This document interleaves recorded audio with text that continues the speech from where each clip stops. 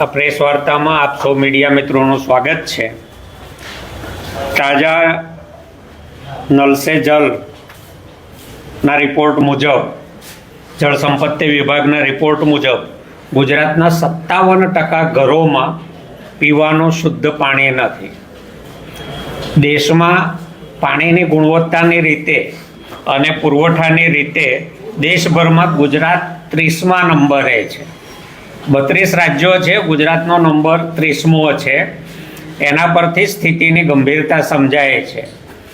અગાઉ જનતા મોરચામાં ભારતીય જનતા પાર્ટી સત્તામાં સાથીદાર રહી 77માં, પછી જનતા દળમાં સત્તામાં ભાગીદાર રહી ચિમનભાઈ પટેલ સાથે, અને 1995થી તો 2025માં એણે 31 વર્ષ પૂર્ણ બહુમતી સાથે ગુજરાતમાં સત્તાના પૂરા કર્યા અને અત્યારે 32મું વર્ષ ચાલુ થયું છે।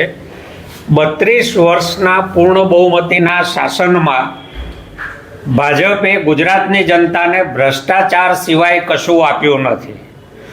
ગુજરાતનું દેવું 4 લાખ કરોડ રૂપિયા વટી ગયું છે। એની સામે ગુજરાતની જનતાને ભાજપની આ 32મા વર્ષમાં ભેટ છે તો 4 લાખ કરોડના દેવાની સામે એફડીઆઈમાં આટલા બધા વાઇબ્રન્ટ સમિટ કર્યા ગુજરાતે, ક્યારેય 3જા નંબરથી આગળ ગયું નથી। અને ચાલુ નાણાકીય વર્ષ જે આ માર્ચ મહિનામાં પૂરું થવાનું છે, તો દેશના પહેલા 5 રાજ્યોમાં ગુજરાત અત્યારે નથી હાલની સ્થિતિએ, અને છતાં વડાપ્રધાન વારે ઘડીએ ગુજરાત આવી અને હવે જિલ્લે જિલ્લે વાઇબ્રન્ટ સમિટ કરે છે। વાઇબ્રન્ટ સમિટના નામે મોંઘી ડીશોના જમણવારનો ભ્રષ્ટાચાર, ગુજરાતના લોકો માથે દેવું ચડાવવું, અને એની સામે ગુજરાતની જનતાને જે વળતર મળે છે તો એમાં પાણીની ગુણવત્તામાં 30મો નંબર, કુપોષણમાં 31મો નંબર, માથાદીઠ આવકમાં 10મો નંબર। ગુજરાત દેશના રાજ્યોમાં માથાદીઠ આવકની બાબતમાં 10મા નંબરે છે નીતિ આયોગના કહેવા પ્રમાણે। આ કોઈ મારા કે કોઈ સંસ્થાના આંકડા નથી, બધો જ ડેટા મેં કાઢીને રાખ્યો છે। ખેડૂતોની આવકની દ્રષ્ટિએ દેશમાં ગુજરાત 12મા નંબરે છે। નાના નાના રાજ્યો માથાદીઠ આવક અને ખેડૂતોની આવકમાં ગુજરાત કરતાં ઘણા આગળ છે। 10મો નંબર, 12મો નંબર, 31મો નંબર, અને શિક્ષણમાં નીતિ આયોગના કહેવા પ્રમાણે દેશના રાજ્યોમાં ગુણવત્તાની દ્રષ્ટિએ ગુજરાત 18મા નંબરે છે। આ ભાજપના 32 વર્ષના શાસનની ગુજરાતને ભેટ છે।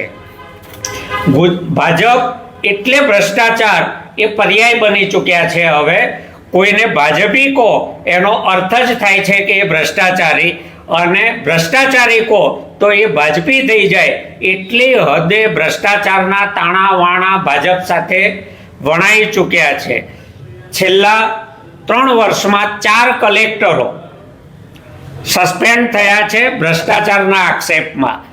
તાજા સસ્પેન્ડ થનારા કલેક્ટર સુરેન્દ્રનગરના લાંચનો આંકડો છે 1500 કરોડ રૂપિયા। તો આ કોઈ કલેક્ટરો કમલમના આશીર્વાદ વગર આટલી મોટી રકમોના ભ્રષ્ટાચાર કરવાની હિંમત ક્યારેય કરી શકે નહીં।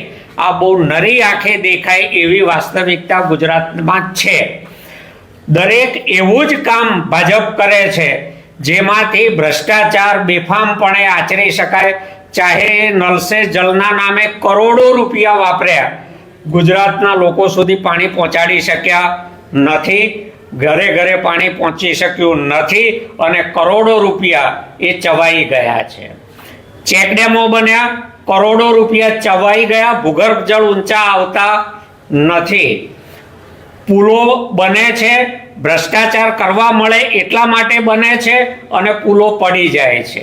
ગુજરાતની જનતા માથે રાત દિવસ દેવાનો આંકડો વધતો જાય છે। એની સામે 32 વર્ષમાં ભાજપે ગુજરાતને ભેટ આપી હોય તો એ માત્ર ને માત્ર મનરેગામાં બોગસ મજૂરોના ખાતામાં પૈસા નાખીને ઉપાડી લેવાની કળા ભેટમાં આપી છે। શૌચાલય બનાવ્યા વગર બીજાના શૌચાલયના ફોટા મૂકી અને પૈસા ઉપાડી લેવાની કળા શીખવાડી છે. ભારતીય જનતા પાર્ટી એ હદે બેફામ બનીને ભ્રષ્ટાચાર કરે છે કે હવે ગુજરાતના મતદારોએ જાગવાની જરૂર છે. જો શિક્ષણમાં દેશમાં આપણે 18મા નંબરે ઊભા હોઈએ, આવકમાં 10મા નંબરે ઊભા હોઈએ, ખેડૂતોની આવકમાં 12મા નંબરે ઊભા હોઈએ, પાણીમાં 30મા નંબરે ઊભા હોઈએ અને કુપોષણમાં 31મા નંબરે ઊભા હોઈએ, તો ભારતીય જનતા પાર્ટીમાં જો શરમનો છાંટો હોય, ઇવન પ્રધાનમંત્રીને કહું છું કે જો શરમનો છાંટો હોય તો એમણે ગુજરાતના જિલ્લે જિલ્લે જઈને વાઇબ્રન્ટના તાઇફા બંધ કરી દેવા જોઈએ.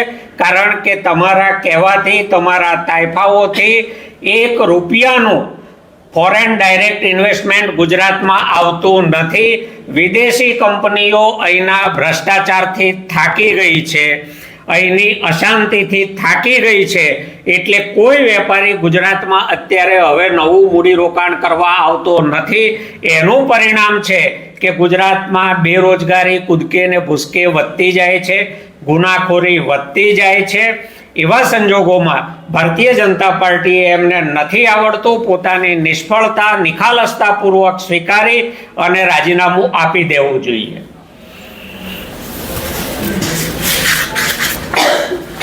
18મા નંબરે નીતિ આયોગનો રિપોર્ટ છે.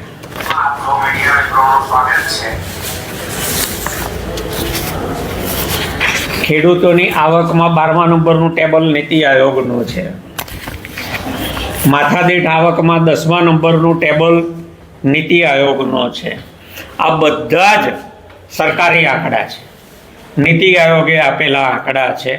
અને આ બધા જ આંકડા ગુજરાતના મતદારોની આંખો ઉઘાડવા માટે પૂરતા છે. સવાલ છે કે સાચા આંકડા લોકો સુધી સારી રીતે પહોંચવા જોઈએ અને એ પહોંચાડવાનું કામ આવનારા દિવસોમાં આમ આદમી પાર્ટી કરવાની છે. ગુજરાતના દરેક મતદાર સુધી વાસ્તવિક રીતે આજે ગુજરાત ક્યાં ઊભું છે અને ગુજરાતનું શું ભવિષ્ય છે એની વાત લઈને અમે જવાના છીએ.